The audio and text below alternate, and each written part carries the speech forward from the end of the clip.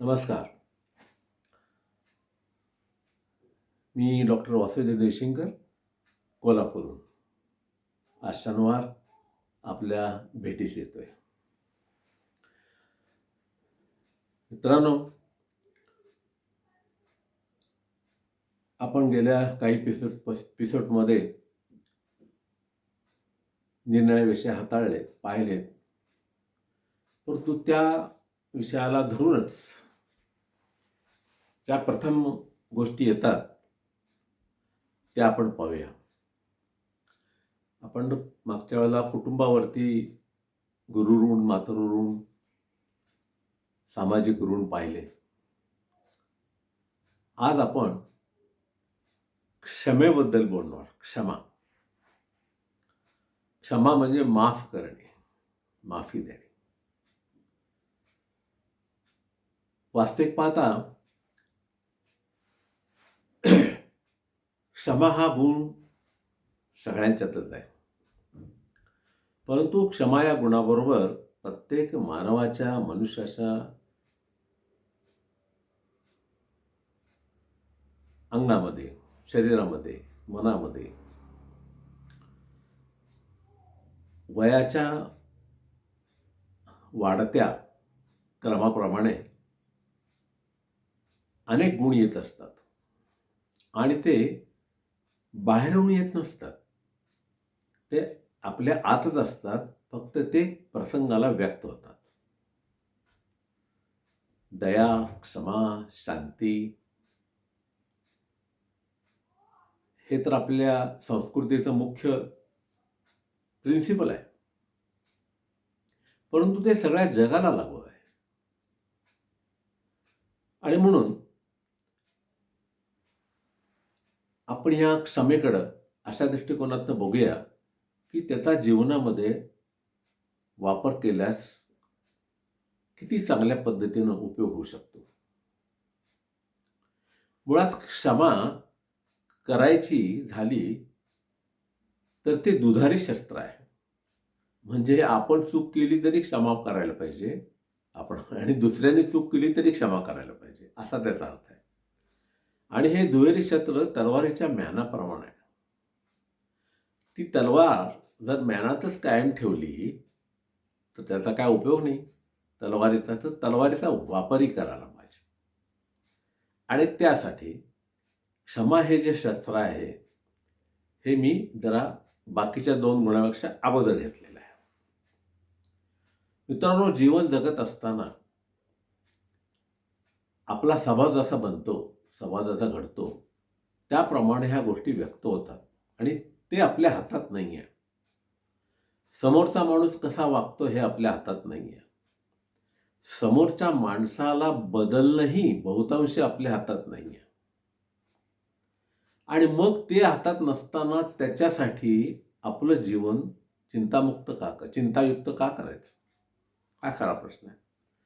आणि त्यातनं जर काही आपल्याला मनःशांती पाहिजे असेल तर सगळ्यात पहिल्यांदा क्षमा नावाचा जो अलंकार आपल्याला परमेश्वराने दिला तो वापरायला पाहिजे. आणि हा काय अध्यात्मातला भाग आहे अशातला भाग नाही आहे, हा दैनंदिन जीवनातला भाग आहे. आणि त्याचा वापर मात्र करण्याची कला आपल्याला कळली पाहिजे. म्हणून आपण क्षमाशील राहायला पाहिजे. अनेक जे मोठमोठे लोक होऊन गेले, अगदी देवादिकांच्या पासून माणसांच्या पर्यंत, प्रत्येकाना क्षमा हा गुण उपयुक्त ठरला आहे. ज्याने क्षमा मागितली तो मोठा झाला. क्षमा करण्याला कधीही कोणी लहान होत नसते. क्षमा मागण्याला फार मोठं हृदय लागते. आणि आपण जर मागचे रेफरन्स घेतले तर राम असोत, कृष्ण असोत, साधू संत असोत, समाजसेवक असोत, गांधीजी असोत, महात्मा फुले असोत, मदर टेरेसा असू दे, या सर्व लोकांना लोक का पुजतात? तर त्यांच्यातला सगळ्यात मोठा गुण हा क्षमाशीलता आहे. मग तो क्षमाशीलता गुण हा आपला थोडा विस्ताराने आपण जर पाहिला तर आपल्याला असं दिसून येईल आणि त्याच्या कितीही दृष्टांत आपल्याला सांगता येतील. एक राजा एका जंगलातनं फिरत असताना त्याला एक मोठा दगड येऊन डोक्याला लागतो. रक्तबंबाळ होतं. सैनिक इकडे-तिकडे पळतात आणि कुणी दगड मारला बघतात. तर एका सर्वसाधारण मध्यम वयाच्या किंवा थोड्याशा त्यापेक्षा जास्त असणाऱ्या स्त्रीनी एका झाडावरची बोरं पाडण्यासाठी दगड मारलेला असतो. कारण ते त्या उपजीविकेचं साधन आहे. आणि तिला ते पकडून राजासमोर आणतात. राजा म्हणतात, "यानी तुम्हाला त्यांचा दगड लागलेला आहे. त्या तुम्ही याला शिक्षा करा, दंड करा." तर राजा म्हणतात, "थांबा." ते नाव वगैरे विचारतात, तुझं उपजीविका विचारतात. ते म्हणले, "महाराज मला क्षमा करा, माफ करा, माझ्याकडून चुकी झालेली आहे आणि त्या चुकीच्या भरात हे लागलंय. मला दंड द्या, मी शिक्षा भोगायला तयार आहे." तर महाराज शेजारच्या आपल्या सैनिकाला सांगतात, की या स्त्रीला बक्षीस म्हणून मोहरा द्या. त्याला मोहरा पैशाला म्हणजे मोहरा म्हणायचे. आणि मग त्याला त्या मोहरा त्या महिला देतात आणि सगळे सैनिक चकित पडतात. प्रधान म्हणतात, "महाराज हे तुम्ही काय केलं?" अहो म्हणाले, "तिचं ते उपजीविकेचं साधन आहे. तिनं जरी बोरं पाडली नाही तर ती उपाशी राहणार. तिनं माझ्यावरती मुद्दामून जर काय दगड मारला असता, आलं लक्षात, तर एक निराळा विचार झाला असता. परंतु नकळत झालेली चूक आहे आणि ती स्वतःहून क्षमा मागते आहे, तर मला क्षमा केलीच पाहिजे." आणि त्यांनी क्षमा मागितली आणि तो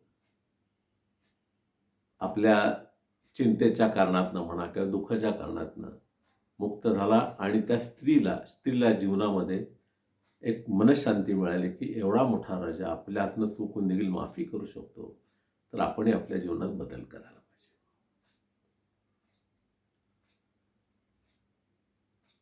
येशू ख्रिस्तांना पकडून आणून देणारा एक गृहस्थाला येशू ख्रिस्ताने माफ केलं. अशी छोटीशी कथा आहे. ख्रिस्ताला पकडून आणण्यासाठी त्याला पैसे दिले होते आणि तो ख्रिस्ताला पकडून आणून त्यांना त्यांच्या ताब्यात देतो. त्यानंतर ख्रिस्ताला सुळावर चढवतात. आणि जेव्हा सुळावर चढवण्याचं चित्र बघितल्यानंतर त्याला त्या गृहस्थाला पश्चाताप होतो, की आपण काहीतरी चुकलोय, आपण आपल्या हातनं हा अक्षम्य गुन्हा झालेला आहे. तरी पण तो काय बोलत नाही. तर ख्रिस्ताला विचारतात, की तुमची शेवटची इच्छा काय आहे? तर ते म्हणतात, माझी शेवटची काही इच्छा नाही आहे. तुम्ही जे काही करता आहात, ते तुम्हाला समजत नाही आहे. बस दॅट्स ऑल. आणि मग ख्रिस्तांच्या मृत्यूनंतर आज सगळं जग त्या ख्रिस्ताला सगळं डोक्यावर घेऊन जाते आणि ज्यांनी हे गुन्हे केले, ते तडफडत होते, की आपल्यातनं किती चूक झाली. किती क्षमेची ताकद आहे बघा. तेव्हा क्षमा हा जो अलंकार आहे, हा आपल्या अ, साध्या-साध्या व्यवहारातनं आपल्याला करावा लागतो. पहिलं आपलं घर आहे हो. घरामध्ये अनेक लोक तुम्हाला बोलत असतात. निरनिराळ्या कारणानं, कोणी द्वेषानं, कोणी रागावून, कोणी अविचारानं, अनेक घटना साध्या-साध्या प्रसंगातनं रागवत असतात. कुणी तुमच्या वयाने लहान असतात, कुणी मोठे असतात. आपण क्षमा मागतो का हो त्यांची? नाही मागत. उलट काय करतो, हा असा असून त्याने मला असं केलं, बघून घेतो.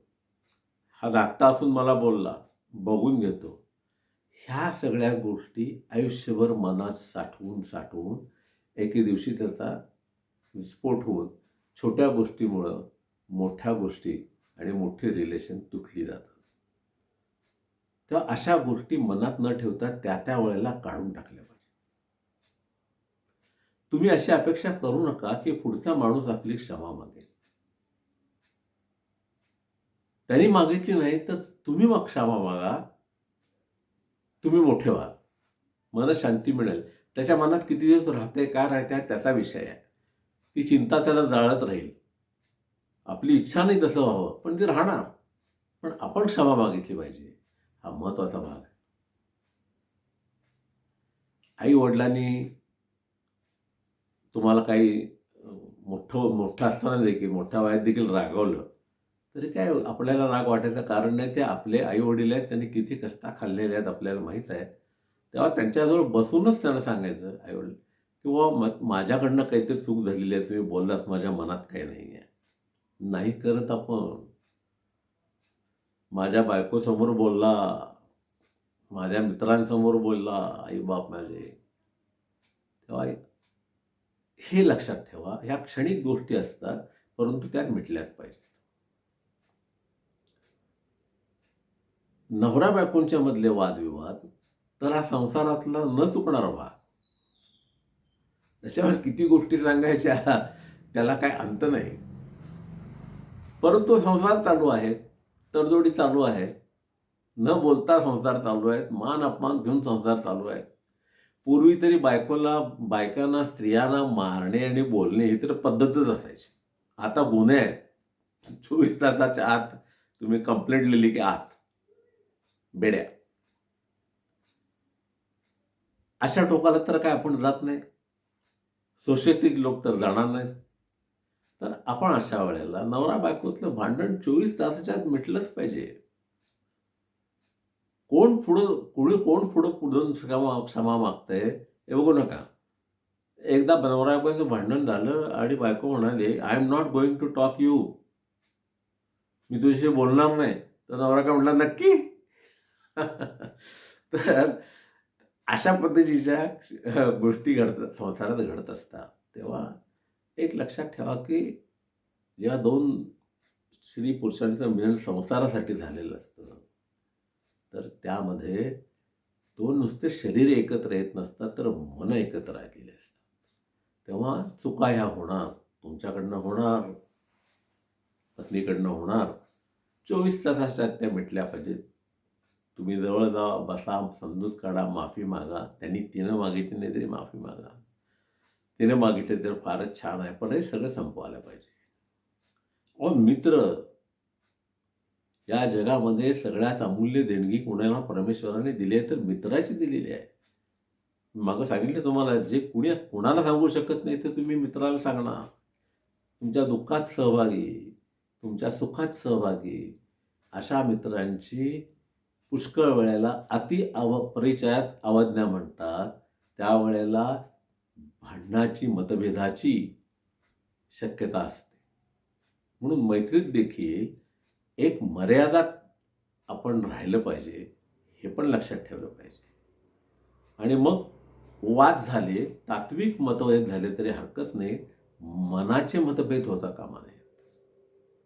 आणि ते मनाचे मतभेद झाले तर तुम्ही एवढं लक्षात ठेवा, की तुम्हाला मतभेद जपायचे आहेत का मित्राला जपायचं आहे? अहो, असे जगात अनेक लोक आहेत, की ज्यांना मित्र नाही आहेत. अहो, काय करायचं हो? मला मित्रच नाहीत. अरे का नाही आहेत? याचा तू विचार कर. तेव्हा अशा आपल्या जिवलग मित्रांचे, कारण सगळे स्नेही असतात, मित्र मात्र बोटावर मोजणारे असतात. आणि त्या बोटावर मोजणाऱ्या मित्रांना जर तुम्ही तुमच्याकडनं किंवा त्याच्याकडनं जर दुखावला गेला, तर तुम्ही दोघं जणी एकमेकांच्या क्षमेला पात्र आहात आणि दोघांनी एकमेकाला क्षमा केली पाहिजे. अगदी गळ्यात पडून तिने क्षमा मागा आणि त्यांना, मित्रा माझ्याकडनं चूक झाली आहे, तुझं म्हणणं बरोबर आहे. त्याचं चुकलं असलं तरी असं म्हणा, आपले तात्विक मतभेद झालेले आहेत. तर मी तुझी क्षमा मागतो आणि तुझ्याशिवाय माझं जीवन अपूर्ण आहे. अहो, टिळक आणि आगरकर या जोडीचं मतभेदांचं तर काय किती प्रचंड मतभेद. परंतु दुसऱ्या दिवशी सकाळी पुन्हा एकत्र. ज्याला म्हणतात तात्विक मतभेद. तर तात्विक मतभेद जरूर असू देत, पण ते कळणाऱ्या माणसावर करा. ज्यांना बुद्धीच नाही आहे त्याच्याबरोबर तात्विक मतभेद करण्यात काय अर्थ नाही. तुम्ही किती जरी डोकं फोडलं तरी त्याच्यात बदल होणार नाही. अशा माणसांना नमस्कार करून निग्लेक्ट करून देऊन आपल्या मनातला विचार काढून टाकणं हे चांगलं. बाबा तुझा मार्ग निराळा, माझा मार्ग निराळा, मी माझ्या मार्गाने सुखी आहे. ठीक आहे, ओके, फाईन. विषय काढून टाका, आपल्या डोक्यात ठेवू नका. कारण त्यात बदल होणं शक्य नाही आहे. आणि ह्या ज्या गोष्टी घडतात तुमच्या क्षमेच्या, ते काय घडतात? अहंकार, द्वेष, मत्सर, ईर्ष्या यातूनही मतभेद घडलेले असतात. आणि मग त्याला तुम्ही जबाबदार असा नाही तर नसा तरी क्षमा मागितली पाहिजे. तुमच्या यशाला जेवढी उंचीची कमान मिळेल तेवढे तुम्हाला शत्रू जास्त निर्माण होतात. आणि ते चार चौघात तुमचा अपमान करू इच्छितात, तुमचे दोष काढू इच्छितात. अशा वेळेला मात्र आपण आता ज्या युगात राहतोय, तुमचा स्वाभिमान तुम्ही गमावता कामा नये. चार चौघात जर ते बोलले, तुझा अपमान केला, तर शांततेनं ऐकून घेऊन त्याला तेवढ्याच पॉझिटिव्ह सेन्सनं उत्तर दिलं पाहिजे, की लोकांना लक्षात आलं पाहिजे की तुम्ही बरोबर आहे आणि तो चूक आहे. आणि त्याची चूक असेल तर तो बघा तुमची क्षमावेन मागणार की नाही. पण तुम्ही तुमचा बॅलन्स घालवू नका. आणि समजा त्यांनी नाही मागितली, you have clear your point. तुमचं मन तुम्ही मोकळं केलं, क्लिअर केलेलं आहे, विषय संपलेला आहे. मनात काही ठेवू नका. आणि जेवढं तुम्ही मनात साठवाल तेवढ्या गोष्टी आणखीन तुमच्या मनात राहत राहणार आहे. त्या किरकोळ किरकोळ गोष्टीमुळे तर तुम्ही हा त्रास करून घ्यायला लागलात तर तुमचं जीवन हे अशांततेने भरेल. म्हणून क्षमा हा जपायचा गुण आहे. नुसता जपायचा नाही, तो कायम सातत्यानं वापरायचा आहे. समाजसेवा करताना, ऑफिसमध्ये तुम्ही काम करताना कित्येक लोक तुम्हाला अपमानास्पद बोलत असतात.